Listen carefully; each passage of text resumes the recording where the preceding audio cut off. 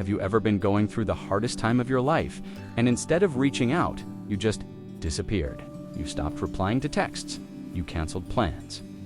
You sat alone in your room, not because you wanted to, but because something inside you just shut down. And the worst part, you couldn't even explain why. If that sounds familiar, this video is going to feel like someone finally put words to something you've been carrying for a long time. Because there's a specific type of person who goes completely silent when life gets too heavy.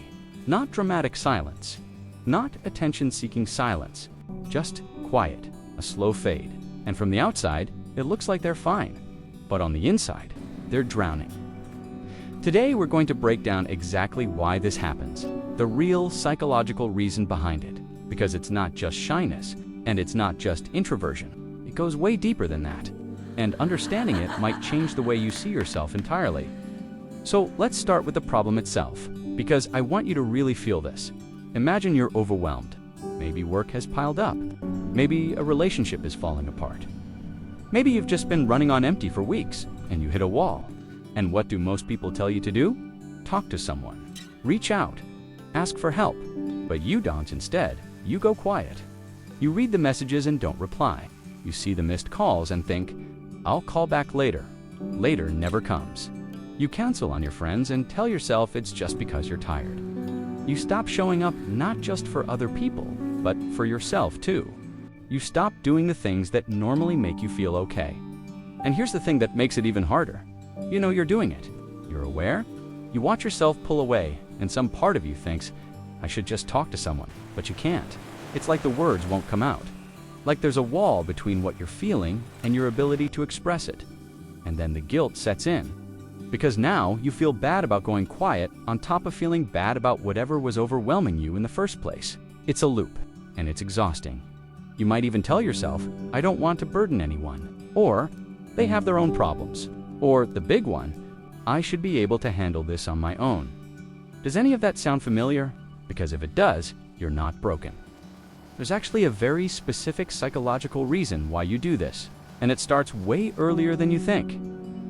Let's get into the psychology of it, because this is where it gets really interesting. The tendency to go quiet under stress is deeply connected to something called your attachment style, specifically avoidant attachment.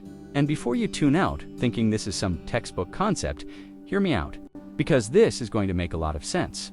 Attachment styles are basically the patterns we develop in childhood for how we relate to other people when we need help, and they're shaped by our early experiences, mostly with parents or caregivers. If you grew up in an environment where expressing your emotions was met with dismissal, where you cried and someone told you to stop being dramatic, or you asked for help and nobody came, or you shared something vulnerable and it was ignored, your brain learned something important. It learned that reaching out doesn't work, that showing weakness is dangerous, that it's safer to handle things alone. So over time, you developed a coping strategy, and that strategy was self-sufficiency. You learned to deal with your own problems. You learned to suppress the urge to ask for help. You learned to keep it together, or at least look like you were keeping it together. And here's the part most people don't realize. That strategy probably saved you at some point. As a kid, when the people around you couldn't handle your emotions, going quiet and shutting down was the smart move. It protected you. But the problem is, you're not a kid anymore. And that same protective mechanism is now working against you. Psychologists call this emotional withdrawal. When you're overwhelmed, your nervous system goes into a kind of shutdown mode. It's not laziness. It's not rudeness. It's actually a stress response, similar to the freeze response you might have heard of. Fight, flight, or freeze. And for people with avoidant patterns, freeze often looks like going quiet. There's also something called alexithymia, a fancy word for difficulty identifying and describing your own emotions. A lot of people who go silent when they're overwhelmed aren't doing it because they don't want to talk. They literally don't know what to say. They feel something heavy and shapeless inside them, but when they try to put it into words, nothing comes out. So silence becomes the default. Research also shows that people who suppress emotions during stress actually experience higher levels of physiological arousal, meaning your body is more stressed, not less, when you bottle things up. The silence feels like control. But internally, everything is louder. And here's another layer: perfectionism. A lot of quiet overthinkers also tie their worth to how well they handle things. Asking for help feels like proof that they're failing. And if you've spent years building an identity around being the strong one or the reliable one, admitting you're struggling feels like your whole identity is at risk. So you stay quiet to protect the version of yourself you've worked so hard to maintain. Now, here's the moment where it all clicks together. The silence isn't weakness. The silence is actually your brain trying to protect you the only way it knows how. It learned this from somewhere. It learned this because at some point, being loud about your pain didn't help. So it chose quiet. But the brain is adaptable. The patterns that formed can also be reshaped. Not overnight, but they can. And that starts with understanding what the silence is actually trying to do. It's not shutting you down. It's trying to keep you safe. And when you recognize that, something shifts. You stop fighting yourself. You stop adding guilt on top of pain. And you start working with your own nervous system instead of against it. So what do you actually do about it? Here are 4 real practical steps, and I'll explain why each one works, not just what to do. The first one is this: name what you're feeling, even vaguely. When you're overwhelmed and the words won't come, you don't need perfect language. Just say to yourself out loud or in your head, "I'm overwhelmed right now." That's it. Research from UCLA shows that simply labeling an emotion reduces its intensity in the brain. The act of naming it activates your prefrontal cortex, which is the rational part of your brain, and calms down the emotional alarm. You're not solving the problem. You're just taking the edge off enough to breathe. The second step: lower the bar for reaching out. Most people who go quiet tell themselves they'll reach out when they have something meaningful to say.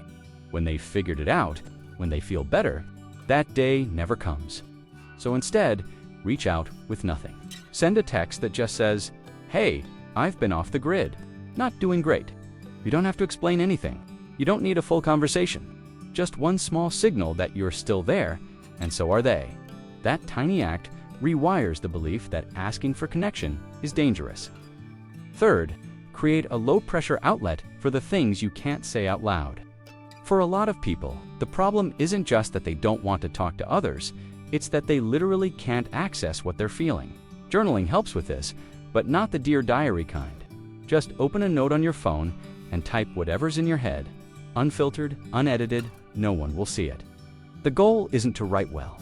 The goal is to get whatever's stuck inside you out of your head and into somewhere external, so your brain isn't holding it all alone. This has been shown to reduce cortisol levels. That's the stress hormone, and improve emotional clarity over time. And the fourth step, and this one's probably the most important, start building evidence that vulnerability is safe. Because the reason you go quiet is that somewhere deep down, you believe that showing your pain will make things worse. So you have to slowly, carefully test that belief.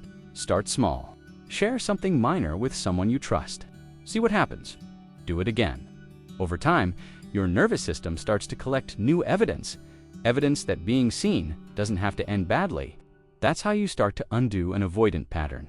Not with a big dramatic breakthrough, but with small, repeated proof.